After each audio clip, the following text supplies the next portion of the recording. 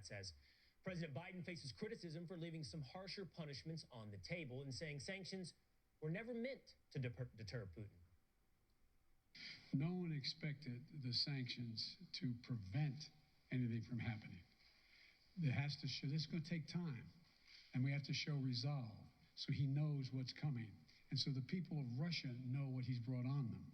That's what this is all about. One critical area being spared from sanctions is Russian energy, which is Putin's main source of revenue. And so far, the administration has been reluctant to even target it. Russia's economy is fueled by gas, and the U.S. is a consumer. So would the U.S. consider cutting off oil and gas purchases from Russia? Well, what we're doing, Nora, across the board is making sure that we inflict maximum pain on Russia for what President Putin has done, while minimizing any of the pain to us. We're in full coordination with other countries, both consumers and producers alike, to minimize any impact that this may have on energy prices and on gasoline. To be clear, our sanctions are not designed to cause any disruption to the current flow of energy from Russia to the world.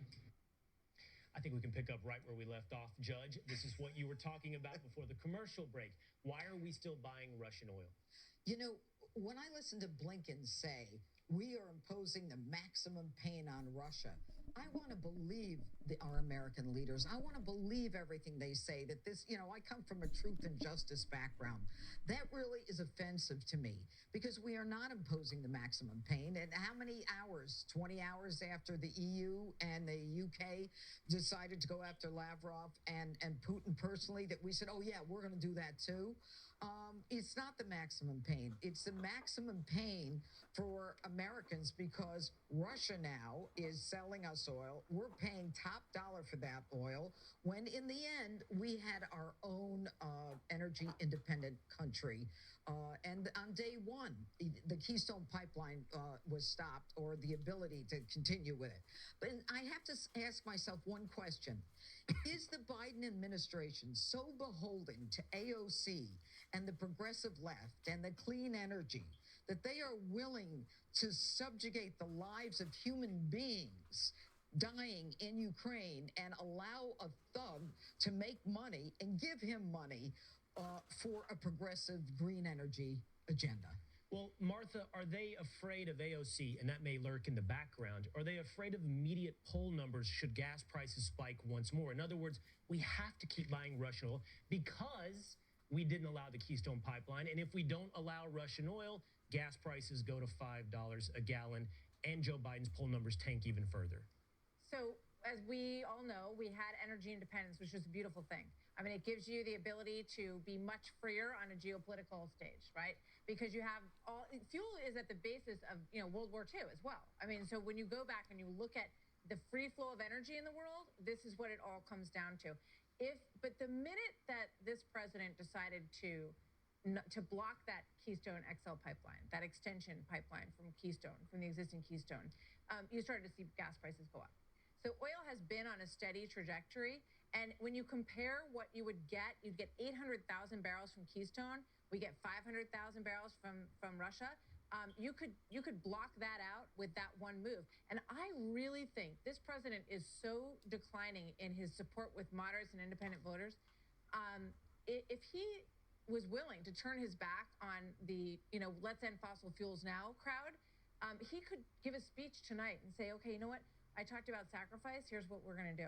We're going to reopen Keystone. We're going to make some temporary measures during this crisis that will allow us to have more access to fuel, to keep prices steady in the United States. We're going to allow the drillers to turn back on. We're going to go back and we'll do more drilling in places like Oklahoma and West Texas. We have places that have been shut down because to keep prices steady right here in the United States.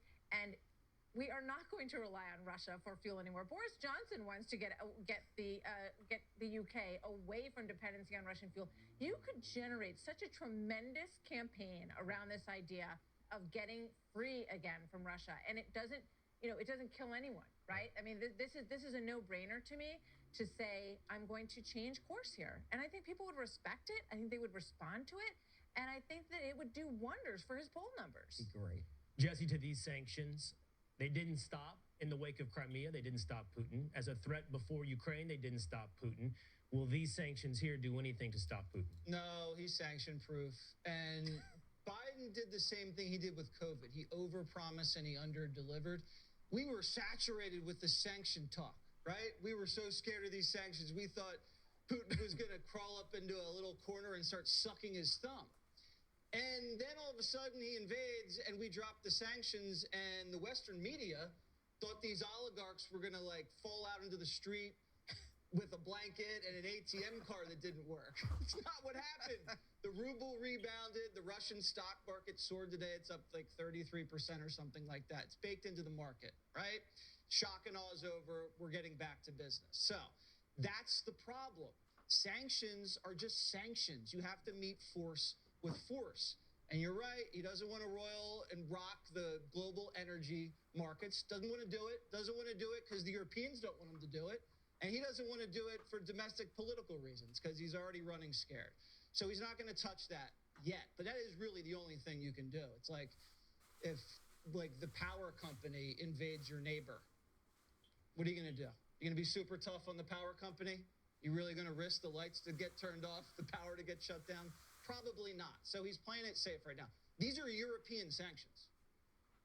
Biden's leading from behind. This is the Europeans' problem. They're his neighbors. They do the most business with Putin. They're going to take the lead on the sanctions, and Biden's going to have their back.